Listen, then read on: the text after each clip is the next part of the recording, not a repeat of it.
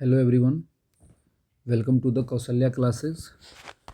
अब हम board exam के पर्सपेक्टिव से बात करेंगे और हर एक एक चैप्टर को कवर करने की कोशिश करेंगे जो आपके बोर्ड एग्ज़ाम के लिए बहुत ही इम्पोर्टेंट है। और ये सारा जो कंटेंट है वो आपका एनसीईआरटी से लिया गया है, जिसको मैंने खुद बनाया है। ठीक है, और मैं उसको एक्सप्लेन करते हुए चलूँगा और जो भी इम्पोर्टेंट टॉपिक्स होंगे उसको मेंशन किया गया, एक्सप्लेन किया जाएगा। So please watch whole videos. Understand? This is the first part. You know, uh, आज हम सिविक्स की बात करेंगे। सिविक्स में चैप्टर 2। ठीक है, चैप्टर 2। जैसे इसमें लिख रखा है आपका meaning of federalism. What is federalism? Federalism is a system of government in which power is divided between a central authority and various constituent unit of the country। Various constituent unit of the country। तो अगर हम India की बात करें तो central government, state government and local government. इसमें overall बोल रखा है कि फेडरलिज्म एक सिस्टम है गवर्नमेंट का जिसमें पावर को डिवाइड किया गया सेंटर, स्टेट और लोकल गवर्नमेंट्स में। की फीचर्स की बात करें जो बहुत ही इंपॉर्टेंट है, पहला क्या है? टू और मोर लेवल ऑफ गवर्नमेंट्स। फेडरलिज्म में क्या होता है? टू और मोर लेवल ऑफ गवर्नमेंट्स। जो गवर्नमेंट्स के जो लेवल्स होते हैं वो दो या दो से ज़्यादा होते हैं। जैसे इंडिया का दे रखा है आपका यूनियन, स्टेट, लोकल। ठीक है, जिसमें आप यूनियन गवर्नमेंट, स्टेट गवर्नमेंट और लोकल गवर्नमेंट जो बोलते हैं, जैसे जिला पंचायत वगैरह। Same citizens govern by different level. Same citizens governs by different level. तो जैसे आप मेरी बात कर लीजिए, मैं देश दीपक गाज़ीपुर से बिलोंग करता हूँ। कहाँ से बिलोंग करता हूँ? गाज़ीपुर। गाज़ीपुर कहाँ किसके अंडर में आता है? यूपी। किसके अंडर में आता है ये? यूपी के अंडर में आता है। और यूपी किसके अंडर में आता है आपका? इंडिया के अंडर में आता है। तो India means centre, UP means state. Means मैं, मेरे ऊपर स्टेट गवर्नमेंट भी मुझे गवर्न कर रही है और सेंट्रल गवर्नमेंट भी गवर्न कर रही है। तो एक ही सिटीजन्स को दो अलग अलग लेवल ऑफ गवर्नमेंट्स क्या करती है? गवर्न करती है। उसी को बोला गया same citizens govern by different level. ठीक है, आगे देखिए, जैसे अगर मेरी बात करेंगे तो एक स्टेट गवर्नमेंट क्या करती है? निर्वाचन कार्ड बनाती है जो स्टेट को रिप्रेजेंट करता है, और एक आपका आधार कार्ड है जो सेंटर को रिप्रेजेंट करता है। Each level has its own jurisdiction. Own jurisdiction, jurisdiction means limitation. You know, central governments have their own limitations and jurisdiction and state governments have their own jurisdictions। Means अगर हम बात करें तो जो central government है उसका अपना एक फील्ड होता है जिसमें वो काम कर सकती है और उसमें स्टेट इंटरफेयर नहीं करता है, और जो स्टेट का मैटर है उसमें सेंटर इंटरफेयर नहीं करता है। जैसे एक एग्जांपल लेते यूपी। यूपी में जो पुलिसिंग सिस्टम है वो किसके अंडर में आती है? स्टेट गवर्नमेंट में। तो ये जो पुलिस जो होती है, यूपी पुलिस जो होती है, आप देखे होंगे कि UP police, Maharashtra police, Andhra Pradesh police, Paschim Bengal police, ये जो होती है स्टेट के अकॉर्डिंग काम करती है। इसको सेंट्रल गवर्नमेंट इनको कंट्रोल नहीं कर सकती। constitutional division of power। constitutional division of the power means powers are divided according to the our Indian constitution। Means जो भी पावर डिवाइडेड है स्टेट के, सेंटर के, वो किसने डिवाइड किया? Constitution. Powers are clearly mention in the constitution. No level can change it unilaterally. जो powers होते हैं स्टेट गवर्नमेंट के, सेंट्रल गवर्नमेंट्स के, वो कॉन्स्टिट्यूशन में क्लियरली मेंशन है और इसको कोई भी अकेले चेंज नहीं कर सकता। मीन्स इनको चेंज करने के लिए स्टेट गवर्नमेंट और सेंट्रल गवर्नमेंट को एक साथ आना पड़ेगा। Supremacy of the constitution. और यहाँ पे कॉन्स्टिट्यूशन जो आपकी सुप्रीम है। Constitution is the highest authority, और इंडिया की जो हाईएस्ट अथॉरिटी है वो क्या आपका? कॉन्स्टिट्यूशन है। Independent judiciary. इंडिपेंडेंट जुडिशरी की बात कर ले हम लोग, तो मैंने आपको बताया था कि जैसे आप ये चीज़ समझिए कि जो पावर शेयरिंग की बात करते हैं तो एक आपका वर्टिकल डिवीज़न होता है। तो वर्टिकल डिवीज़न को समझ लेते हैं। वर्टिकल वर्टिकल डिवीज़न, जैसे आप याद रखेंगे वर्टिकल डिवीज़न, वर्टिकल में भी आता है तो आपने भी बना लिया। तो वर्टिकल डिवीज़न में क्या होता है कि पावर जो होता है वो centre, state and local government आपने देखा कि जब भी की बात करेंगे तो सेंटर के पास ज़्यादा जुरिडिक्शंस होते हैं। अब सेंटर के कंपेयर में स्टेट की कम होती है, और सबसे ज़्यादा कब किसके पास होते हैं? लोकल गवर्नमेंट के। ठीक है, ये आपका हो गया वर्टिकल डिवीज़न। एक और डिवीज़न होता है पावर का, जिसको हम लोग बोलते हैं बोलते हैं horizontal division. Horizontal division, horizontal division क्या होता है? ठीक है, हॉरिजेंटल डिवीज़न क्या होता है उसको हम समझते हैं। इंडिया में जब हॉरिजेंटल डिवीज़न की बात करते हैं तो इसमें आपका आता है legislature, executive, legislature, executive and judiciary. तो जब हम बात करते हैं इनकी, तो सबसे इम्पोर्टेंट क्या है कि लेजिस्लेचर क्या होता है? लेजिस्लेचर जो होता है वो लॉ मेकर होता है। क्या होता है आपका? Law maker. क्या होता है आपका? Law maker. एग्जीक्यूटिव जो होता है वो क्या होता है आपका? एग्जीक्यूटिव जो होता है वो आपका क्या होता है? जनरली लॉ को क्या करता है? इन्फोर्स करता है। Means to enforce law. Means overall आप बोल सकते हैं कि जो एग्जीक्यूटिव है वो लॉ को इन्फोर्स करता है। तो आप कह सकते हैं ना कि legislature dependent on executive, as well executive also dependent on legislature. एक एग्जांपल ले लेते हैं। लेजिस्लेचर क्या होते हैं? Law maker. एग्जीक्यूटिव क्या होते हैं? To enforce law. अब जैसे लॉ मेकर्स की बात करेंगे तो जैसे प्राइम मिनिस्टर नरेंद्र मोदी जो हैं वो लेजिस्लेचर हैं। वो क्या है? लेजिस्लेचर हैं। लेकिन वो कैबिनेट में उनको जगह मिली है, तो वो पीएम है आपके। तो आपने देखा कि लेजिस्लेचर का मेंबर जो होता है वो एग्जीक्यूटिव का काम करता है। जैसे राजनाथ सिंह, वो भी क्या है?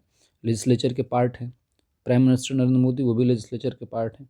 ये सारे लोग लेजिस्लेचर के पार्ट हैं, लेकिन ये कैबिनेट के पार्ट होने की वजह से इनको रियल एग्जीक्यूटिव बोला जाता है। क्या बोला जाता है? रियल एग्जीक्यूटिव बोला जाता है।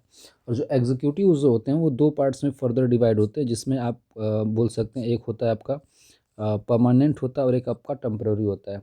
तो परमानेंट जो होते हैं वो सिलेक्शन से आते हैं, यानी एग्ज़ाम के थ्रू आते हैं, यूपीएससी वगैरह के एग्ज़ाम। और जो टेम्परेरी होते हैं वो इलेक्शन के। इस वजह से कहा जाता है कि legislature and executive are dependent on each other, but in case of judiciary is independence. Means judiciary पे इन दोनों का कोई असर नहीं पड़ता है।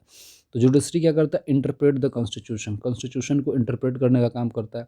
Settle dispute between centre and state. अगर कोई डिस्प्यूट है स्टेट और सेंटर को लेकर के, तो उसको जुडिशरी क्या करती है? सेटल करती है। जैसे अभी हाल ही में आप सुने होंगे कि सीबीआई को लेकर के, सीबीआई की आपकी एक मीन्स सीबीआई जो होती है वो यूनियन गवर्नमेंट के कंट्रोल में आती है, और सीबीआई को वेस्ट बंगाल ने रोका था। ठीक है, तो यहाँ पे स्टेट और सेंटर को लेकर के डिस्प्यूट जो हो रहा है उसको देखने का काम कौन करेगा?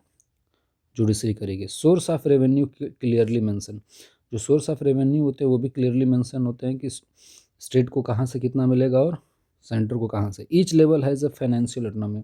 और दोनों लेवल ऑफ गवर्नमेंट्स को अपनी अपनी, मतलब दोनों लेवल जो होते हैं स्टेट और यूनियन, दोनों का जो फिनेंशियल ऑटोनॉमी है वो अलग अलग है। ठीक है। Types of federation, coming together federation and holding together. Coming together federation में आप यूएसए की बात कर लेंगे, जिसमें सारे स्टेट्स अपने मन से क्या करते हैं? आते हैं और कंबाइन होते हैं। इसको बोलते हैं कमिंग टुगेदर फेडरेशन। अब सारे स्टेट, जैसे बहुत सारे स्टेट, जैसे यूएसए की बात करें तो USA United state of America. तो यूएसए में अप्रॉक्स 50, यूएसए में कितने स्टेट्स हैं? अप्रॉक्स 50 स्टेट हैं। कितने स्टेट हैं? 50 स्टेट। और ये जो स्टेट्स हैं ये कमिंग टुगेदर फेडरेशन को फॉलो करते हैं। मीन्स हर एक स्टेट को इक्वल पावर डिस्ट्रीब्यूट किया गया। मीन्स किसी को ज़्यादा किसी को कम, ऐसा कुछ नहीं है। Independent state comes together.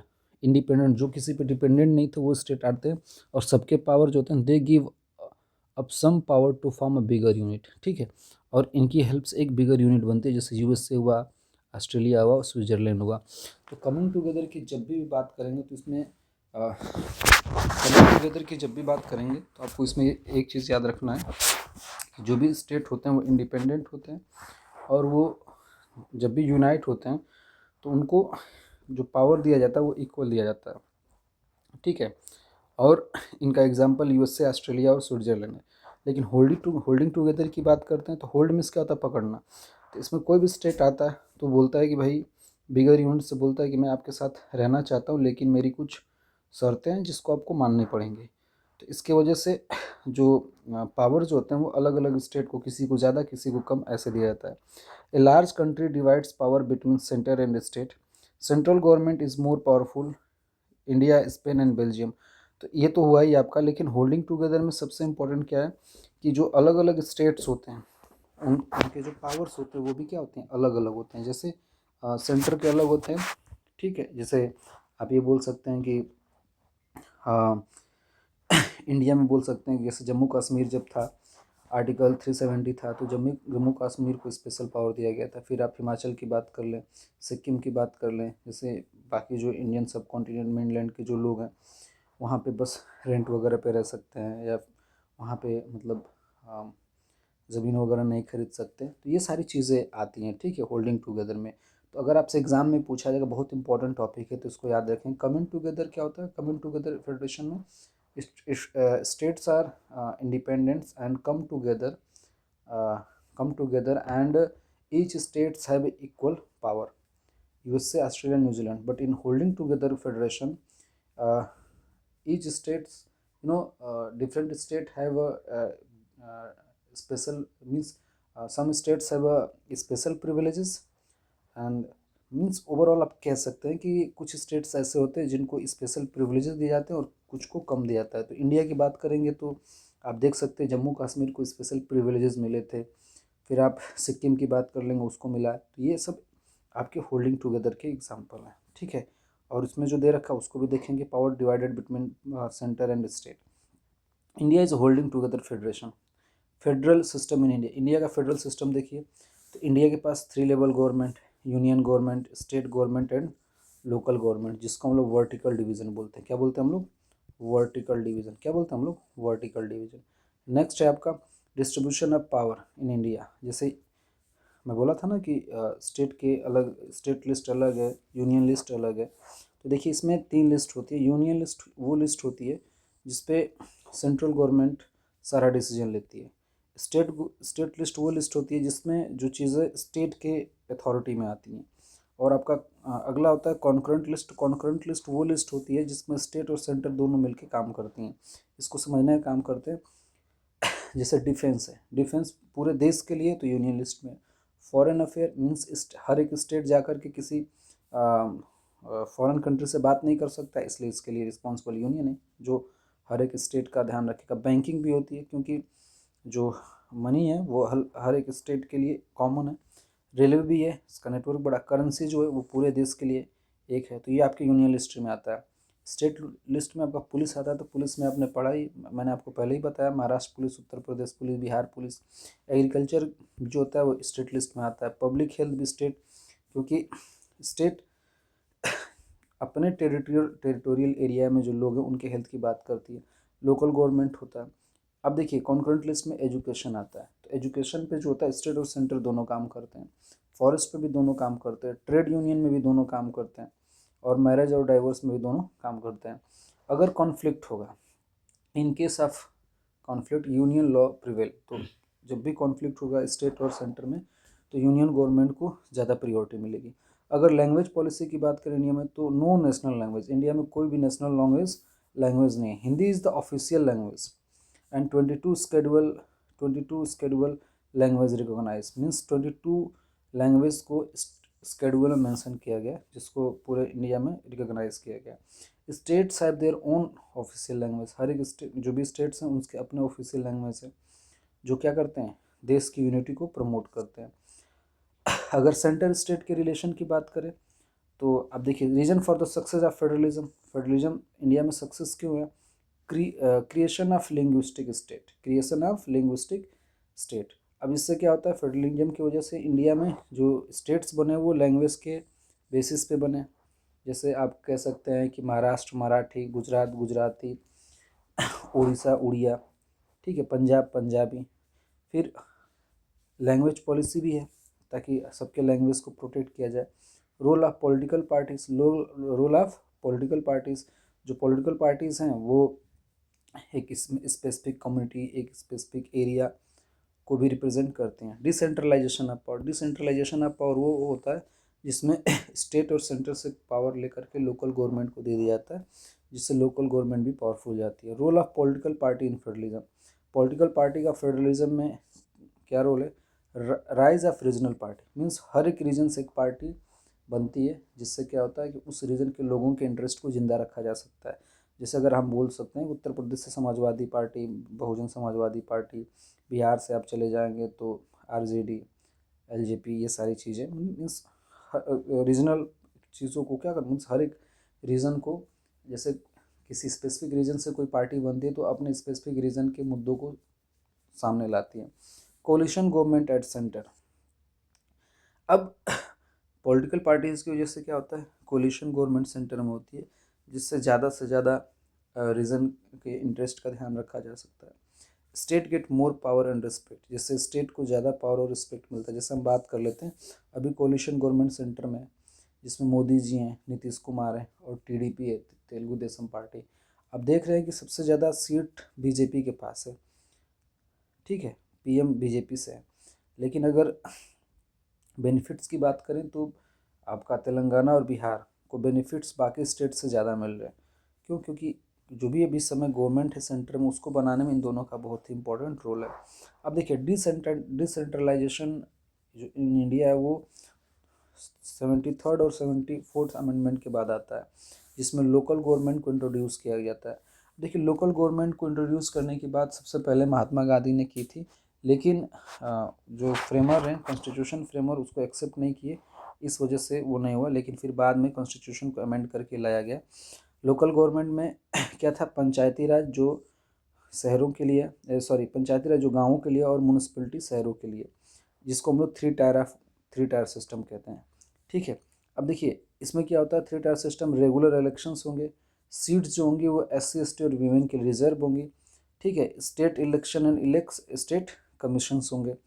अब देखिए importance of the federalism, promote national unity, federalism क्या करते हैं, नेशनल यूनिटी को प्रोमोट करती है, ठीक है। जब हमारा देश अलग अलग स्टेट में बटा हुआ है, लेकिन फिर भी लोग यूनाइट होने की बात करते हैं। Accommodate regional diversity, regional diversity भी फेडरलिज्म की वजह से बनी हुई है, उसमें कोई बदलाव या उनसे कोई छेड़छाड़ नहीं हुआ। इम्प्रूव एडमिनिस्ट्रेटिव एफिशिएंसी, अब हमारे देश में 140 करोड़ पॉपुलेशन है, तो 140 करोड़ पॉपुलेशन को रूल करने के लिए, अच्छे से रूल करने के लिए, इनको अलग अलग पार्ट में डिवाइड करना बहुत ही ज़रूरी है। स्ट्रेंथ डेमोक्रेसी, डेमोक्रेसी मीन्स लोगों का इन्वॉल्व, जो भी डिसीजंस है, अकाउंटेबिलिटी है, गवर्नमेंट की लेजिटमेसी है, उसमें बहुत ही ज़्यादा होती है, ठीक है, फेडरलिज्म की वजह से। प्रिवेंट कंसंट्रेशन ऑफ पावर, ये सबसे इम्पोर्टेंट है कि सेंटर के पास बहुत ज़्यादा पावर नहीं है, जिससे कि वो तानाशाही या फिर मीन्स डिक्टेटर वाला रोल प्ले करे।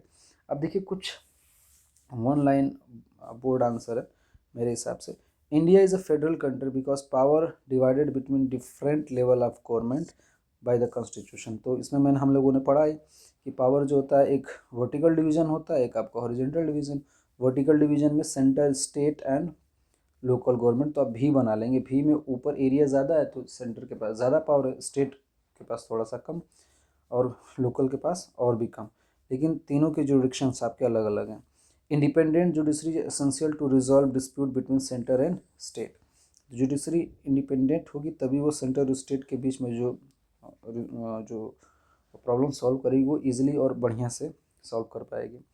Decentralisation means transfer of power from centre and state government to the local government, ताकि लोकल गवर्नमेंट भी ज़्यादा पावरफुल हो सके। ये कुछ इंपॉर्टेंट क्वेश्चंस हैं, जैसे 5 फीचर ऑफ फेडरलिज्म, तो बोल सकते हैं ना कि in federalism governments are divided in 2 और मोर लेवल्स।